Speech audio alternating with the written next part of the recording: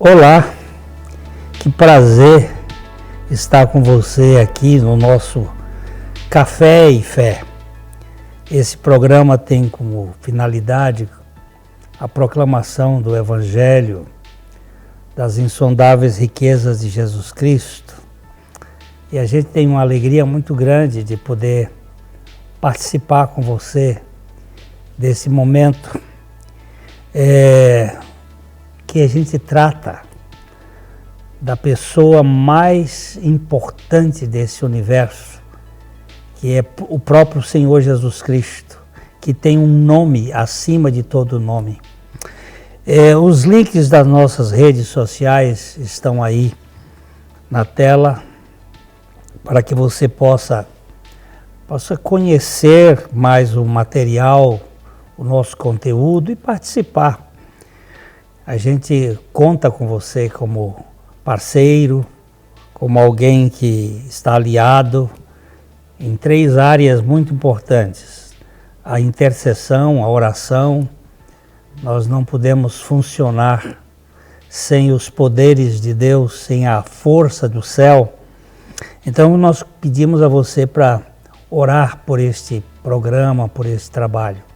Segunda coisa, você pode compartilhar esse material com outras pessoas, se você achar importante, evidentemente. E uma terceira questão é que a sua contribuição nos ajuda a permanecer mais tempo no ar como programa.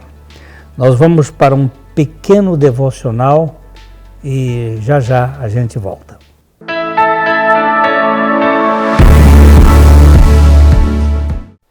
Olá, graça e paz. A nossa devocional de hoje tem o título No Caminho. E nós veremos o texto de Mateus capítulo 10, 25, que diz: Basta ao discípulo ser como o seu mestre e ao servo como o seu senhor. Ao enviar os 12 discípulos para a missão, Jesus lhes deu algumas instruções. À medida que seguirdes, pregai que está próximo o reino dos céus. Mateus 10, 7. Essa mesma ordem Jesus deu aos seus discípulos antes da sua ascensão aos céus, como descrito em Mateus 28, versículo 19, dizendo que o anúncio do Evangelho ocorre no decurso e por meio de nossas vidas neste mundo. Há muitas coisas importantes que damos atenção na vida diária. Os eventos como nascimento, crescimento e morte acontecem concomitantemente. E quando damos conta, o tempo passou, algumas coisas ficaram para trás e não valorizamos o que de fato precisávamos. Aquele que nasceu de novo em Cristo tem uma vocação neste mundo: pregar que está próximo o reino dos céus. Ele não vive mais para si, mas para Cristo. Seus negócios não são seus, mas do reino de Deus. Seu tempo não é mais seu, mas de Deus. Tudo quanto possa ter vem de Deus e é de Deus. À medida que vivemos aqui na terra, tudo quanto sonhamos ou viermos a fazer, necessariamente precisa estar em consonância com o chamado de Deus. Não vem primeiro o fazer, mas o pertencer a Ele e viver em íntima comunhão com Ele. Assim, os discípulos aprenderam do Senhor Jesus Cristo enquanto caminharam com Ele. Assim como tu me enviaste ao mundo, também eu os enviei ao mundo, disse Jesus em João 17, 18. O mundo não é um parque de diversões e não estamos aqui para buscar a felicidade. O mundo jaz no maligno e não é amigável com ninguém que deseja viver piedosamente em Cristo. Por isso, não sejamos enganados com as distrações oferecidas. Eles não são do mundo, como também eu não sou. João 17, 16. Quando comparamos luz com trevas, vida com morte, limpeza com sujeira, o belo com o monstruoso, fica claro quanto distante o propósito da vida dos filhos de Deus dos desejos dos filhos das trevas. Assim também precisamos considerar o que temos mais ansiado durante nosso percurso aqui.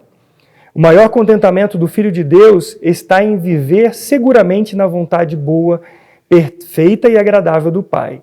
Essa expressão de segurança quer enfatizar que mesmo em meio aos desafios da vida neste mundo, podemos viver seguros, pois estamos no centro da vontade do Pai. Quem mais tenho no céu não há ninguém, não há outro em que eu me compraza na terra. Ainda que a minha carne e o meu coração desfaleçam, Deus é a fortaleza do meu coração e a minha herança para sempre, diz o salmista no Salmo 73, do versículo 25 e 26. Por isso, amados, o Evangelho não faz parte de uma seção de nossas vidas, mas dela integralmente. Não podemos pensar em anunciar a Cristo somente do púlpito, mas em cada palpitar de nosso coração, assim como Jesus Cristo ensinou aos seus discípulos.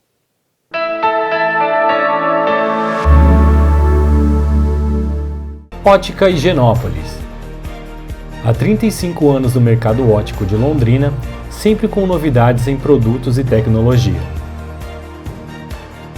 Nossa equipe está preparada para dar uma verdadeira consultoria, facilitando a escolha de seus óculos para correção ou proteção solar, ajuste de óculos personalizados, respeitando o conforto e anatomia do seu rosto. Ótica Higienópolis. Avenida Higienópolis, 346, em Londrina.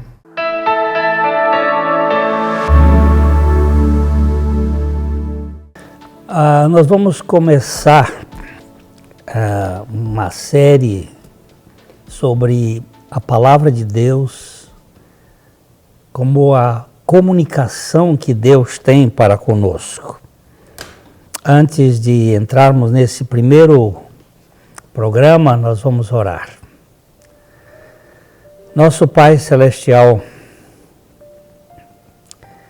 se o Senhor não abrir os nossos olhos, nós não podemos ver além das 3 dimensões.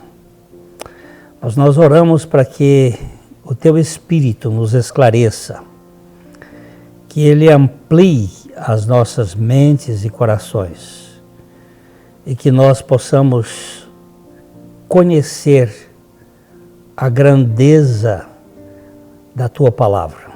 Nós te pedimos, Pai, que Tu fales conosco pelo Teu Espírito e que nós sejamos edificados. No nome de Jesus.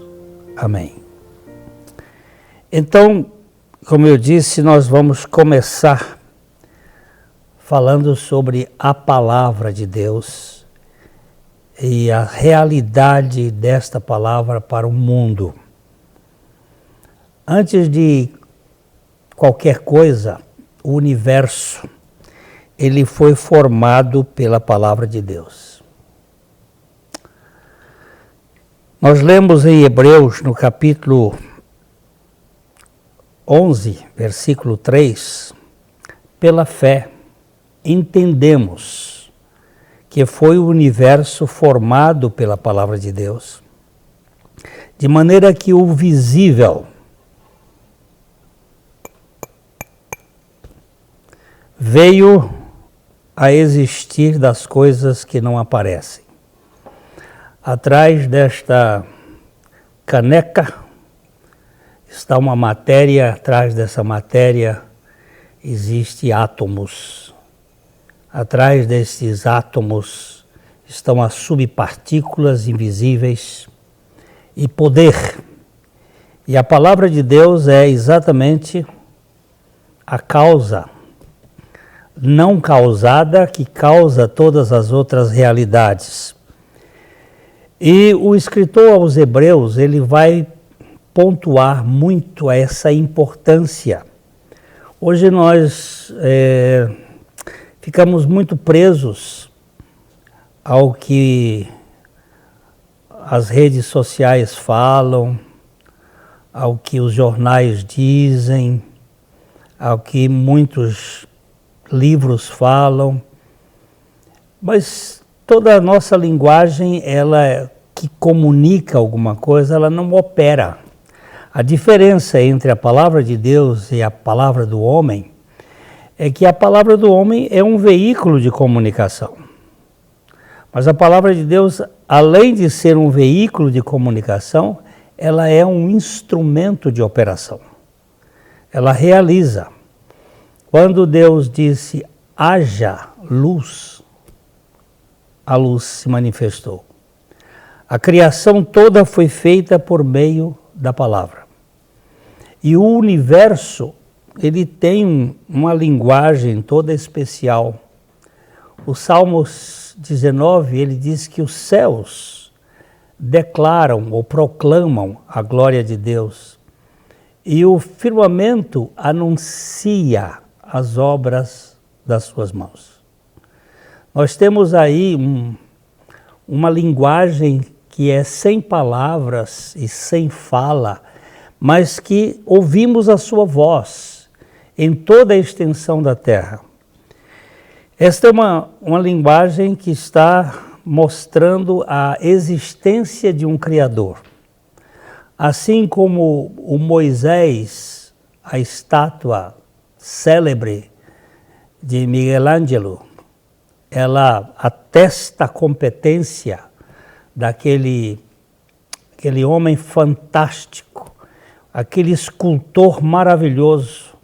O universo também fala da realidade de um Deus que fala. Quando eu vou olhar a Mona Lisa, eu fico embevecido com aquela pintura, mas mais ainda com o seu pintor, Leonardo da Vinci. Eu não o conheço, mas eu não posso deixar de apreciar a sua competência. Então, há uma linguagem no mundo que fala de um Deus. E o livro de Hebreus vai tratar muito dessa questão do Deus que fala, do Deus que se comunica. Ele começa dizendo que, havendo Deus falado outrora muitas vezes e de muitas maneiras ele nos falou pelos profetas, nestes últimos tempos, nesses últimos dias, ele nos fala pelo Filho, que é a linguagem conclusiva, final e cabal de Deus para a humanidade.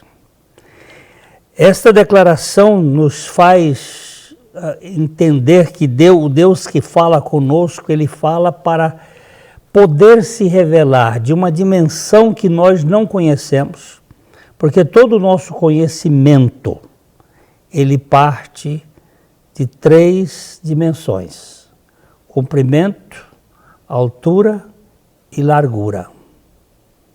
Mas isto não quer dizer que acabou. Eu outro dia estava lendo um artigo científico em que eles estavam trabalhando com mais de 100 dimensões. Mas eu já ouvi artigos que falam que já estão chegando a perto de 500 dimensões. Eu não sei nem entender o que é isto. Mas o que eu sei é que nós somos muito limitados no nosso conhecimento. Mesmo com toda a tecnologia que nós temos, com essa riqueza de conhecimento, nós vemos ainda muito pouco diante da grandeza da realidade do universo. Que declaração tremenda e de grande responsabilidade dizer que Deus fala e que Ele falou e que se nós recusarmos ouvir a sua voz, será uma grande tragédia. No livro de Hebreus, no capítulo 12, verso 25, ele diz assim: tenham cuidado, não recusem ao que fala, pois se não escaparam aqueles que recusaram ouvir quem divinamente os advertia sobre a terra, muito menos nós, os que nos desviamos daquele que do céu nos adverte. Eu queria chamar a sua atenção sobre a importância de ouvir a palavra de Deus. As comunicações humanas têm tempo de limitação. Muitas coisas que foram chamadas de científicas não duraram muito tempo. Elas envelheceram, elas caducaram, elas perderam o seu tempo de validade. mas a palavra de Deus, ela é eterna. E se você não tomar isto como sério, você estará realmente em lugar muito perigoso. O que você faz com a palavra de Deus determina o que você desfrutará da vontade de Deus e reivindicará a sua herança. Se nós não atentarmos com mais diligência, o que Deus fala pode ser muito trágico. Eu não tenho tanta preocupação com o ministro que disse perdeu Mané diante de uma eleição. Eu tenho muita preocupação daqueles que não levam em consideração a palavra de Deus e chegar naquele momento quando ele tiver que dizer ide malditos para o fogo eterno, preparado para o diabo e os seus anjos. Então, Deus fala e fala muito adequadamente pelo Filho. Ele nos falou pela encarnação do Verbo. O Verbo, a palavra, se fez carne e habitou entre nós. A palavra, a comunicação de Jesus Cristo, ela é conclusiva. Jesus Cristo é a última palavra do Pai para a humanidade. Nele a revelação divina é vista e ouvida em sua plenitude. E nele a revelação de Deus é completa. E é isso que nós vamos estar mexendo, vamos procurar mexer aqui nessa sequência sobre a palavra de Deus na carta aos Hebreus, uma igreja do primeiro século. Nós vamos ter uma pequena parada aqui e já já eu volto.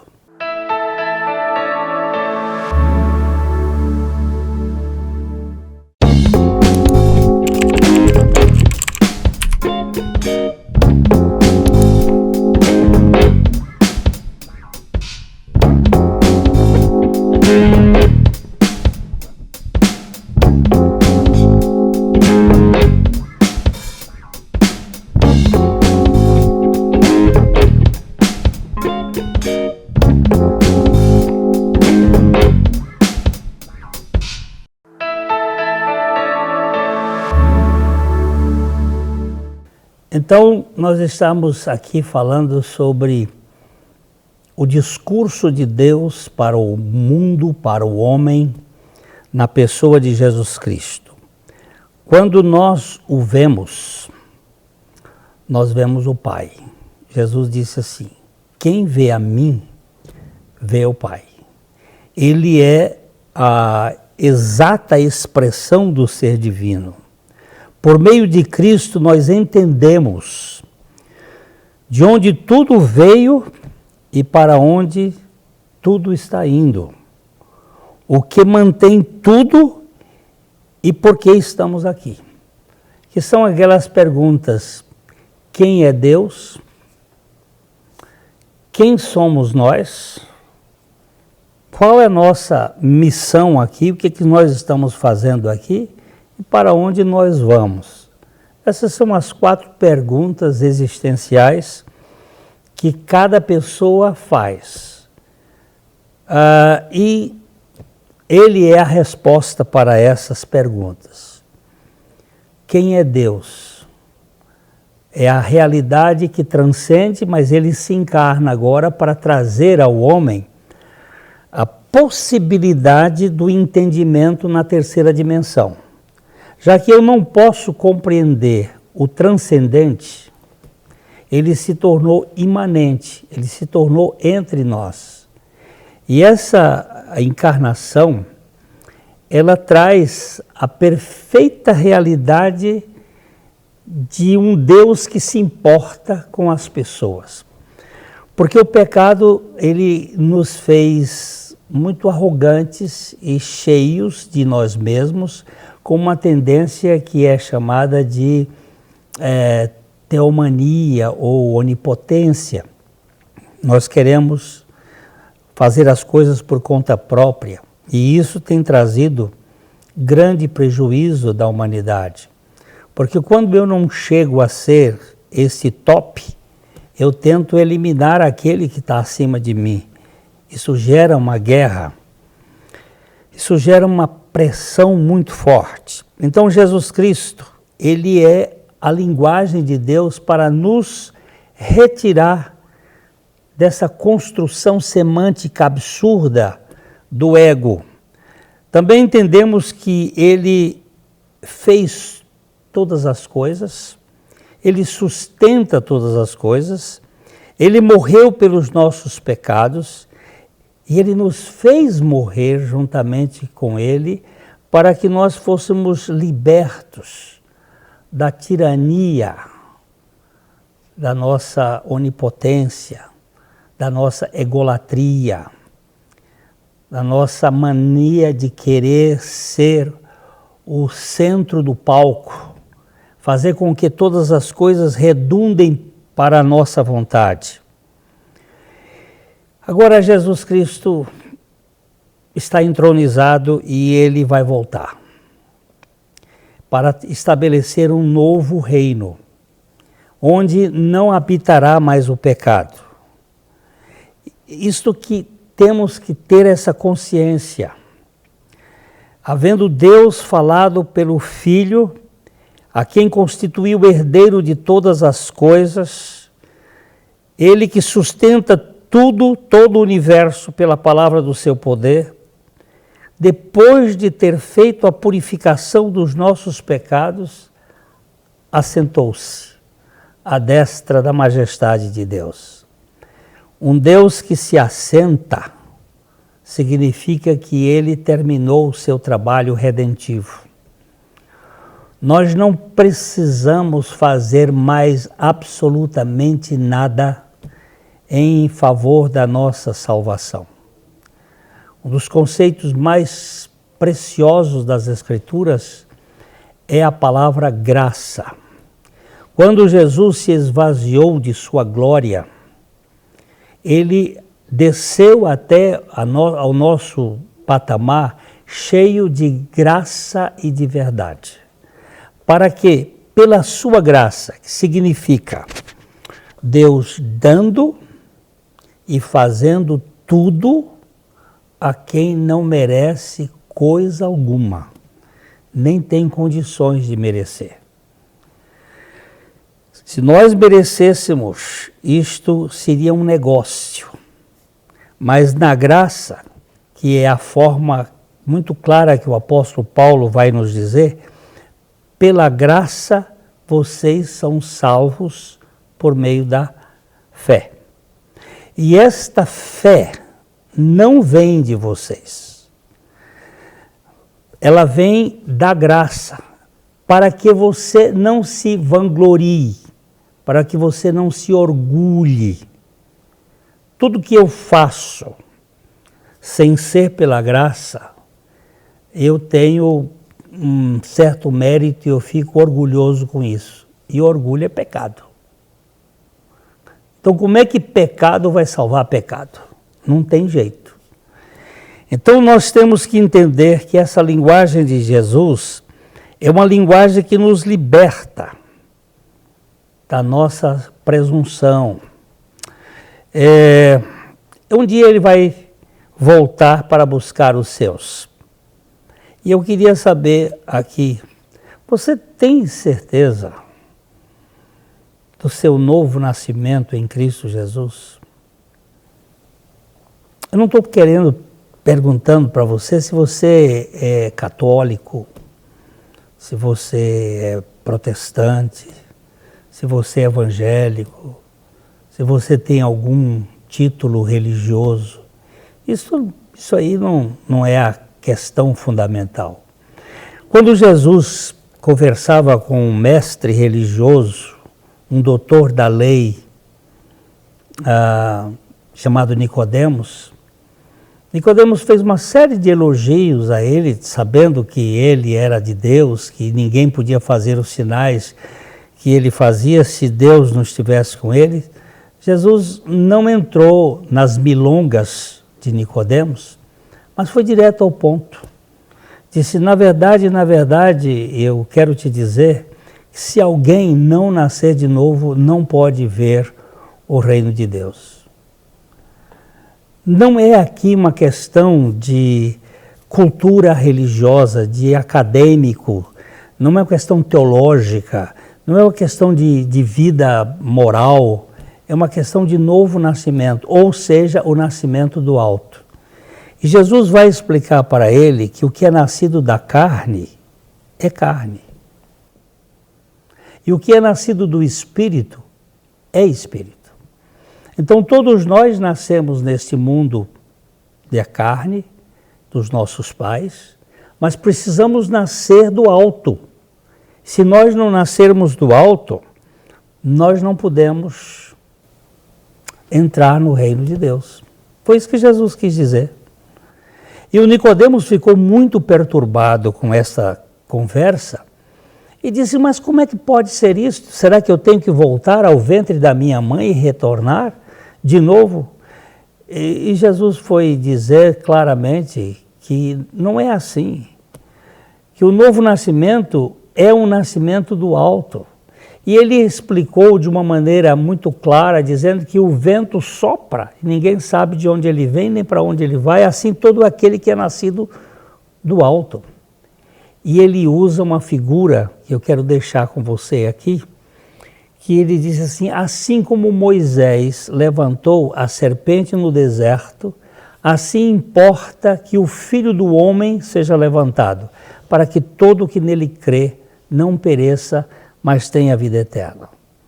O Moisés, quando o povo de Israel estava no deserto, o povo começou a criticar o maná, ficou com raiva da comida, aquela comida repetida toda semana, todo dia, e o povo chamou aquela comida de pão nojento, pão vil. E as serpentes abrasadoras começaram a morder alguns, picar alguns, e eles foram morrendo e eles gritaram a Moisés. Moisés foi diante de Deus e Deus disse, façam uma haste, pendurem uma serpente de bronze e todo aquele que olhar para aquela serpente vai ser curado. Eu não sei qual é o valor antiofídico, mas eu sei qual é o valor da fé. E aquele que olhava era curado. E agora Jesus pega essa figura e dizia, assim como Moisés levantou a serpente no deserto, assim importa que o Filho do Homem seja levantado, para que todo que nele crê, entendeu? Para que todo que nele crê, não é olhar, porque nós não podemos olhar para aquilo que aconteceu há 2000 anos atrás, mas nós podemos conhecer o que a palavra de Deus diz, por meio do Verbo que se fez carne, que assumiu a nossa causa, que morreu a nossa morte, para nos fazer novas criaturas pela ressurreição. Fica aqui esta observação e eu espero que você olhe para Jesus e creia no que ele fez. Esta é a linguagem que vai lhe dar sentido. O meu abraço, que Deus abençoe ricamente a sua vida, a sua família e que você ganhe essa dimensão. Não mais eu vivo, mas Cristo vive em mim. Até a próxima, se assim o Senhor permitir.